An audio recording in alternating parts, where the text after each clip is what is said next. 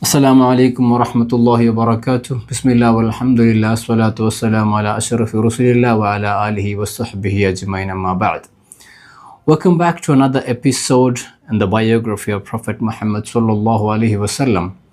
Let's continue from where we left off in the previous episode. Rukhayqah, who was also a poet, took bath and prepared herself early on that day, and she reached the Kaaba, completed circumambulations. Abdul-Muttalib, his children, grandchildren, and also the notable leaders of Mecca were already arrived. Now, the people of Mecca realized that the leader that was mentioned in the dream was none other but Abdul-Muttalib.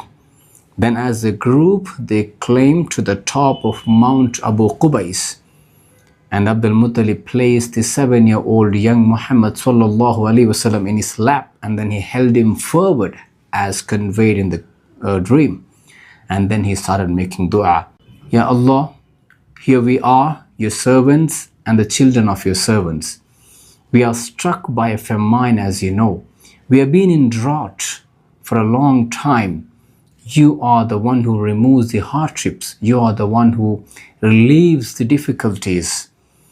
Here in the courtyard of your sacred house, we are in need and pleading to you. Grant us the rain that is comforting and full of blessings.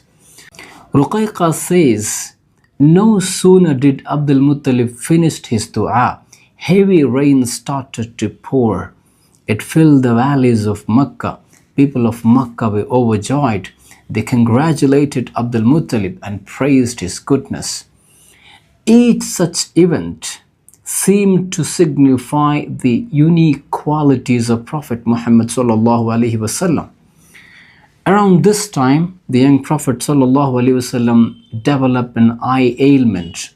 Grandfather Abdul-Muttalib tried various treatment, but nothing worked. Finally, they found a doctor in Ukkal market who was also a scholar. Both the grandfather and the grandson arrived at the doorstep of the doctor. The doctor examined the boy closely, and then he said, he ain't an ordinary boy. He is a promised prophet. The scholars may stalk at him. Be vigilant.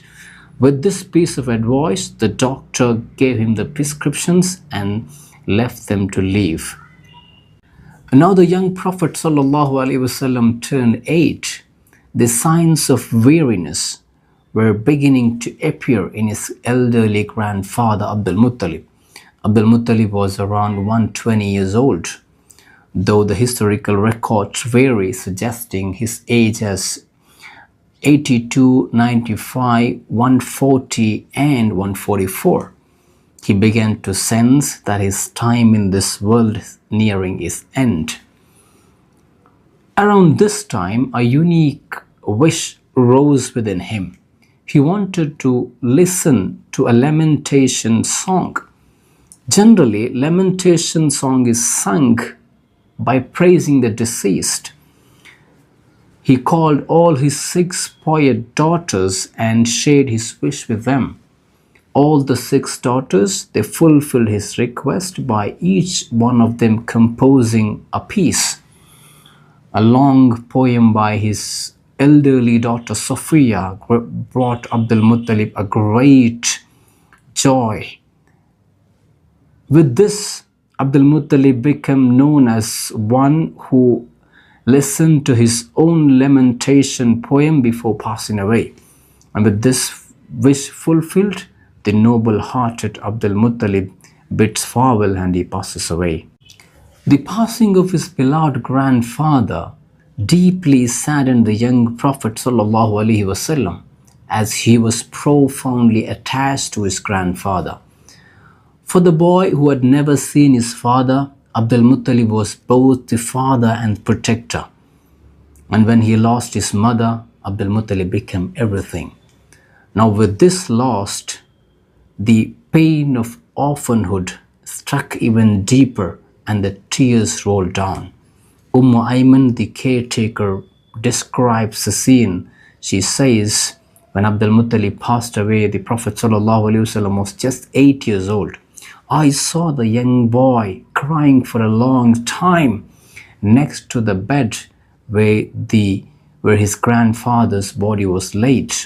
These were the moments that began to teach the young Prophet ﷺ how to endure and cope the pain of separation and loss. Abdul-Muttalib, even in his last moment, was worried about the future of his grandson. He gave special instructions to his children. He entrusted the care and responsibility of his grandson to Abu Tālib. Abu Tālib was the full brother of Abdullah radiallahu anhu. After the demise of Abdul-Muttalib, the young Muhammad sallallahu alaihi wasallam's care became a matter of concern. Zubair, another uncle of Prophet sallallahu alaihi wasallam, sought his guardianship, competing directly with Abu Tālib, and they decided to draw the lots, and the lot fell on Abu Tālib. Even the young Prophet ﷺ preferred Abu Tālib. Nevertheless, Zubair, whenever he could, shown a great support and care towards the young Prophet ﷺ.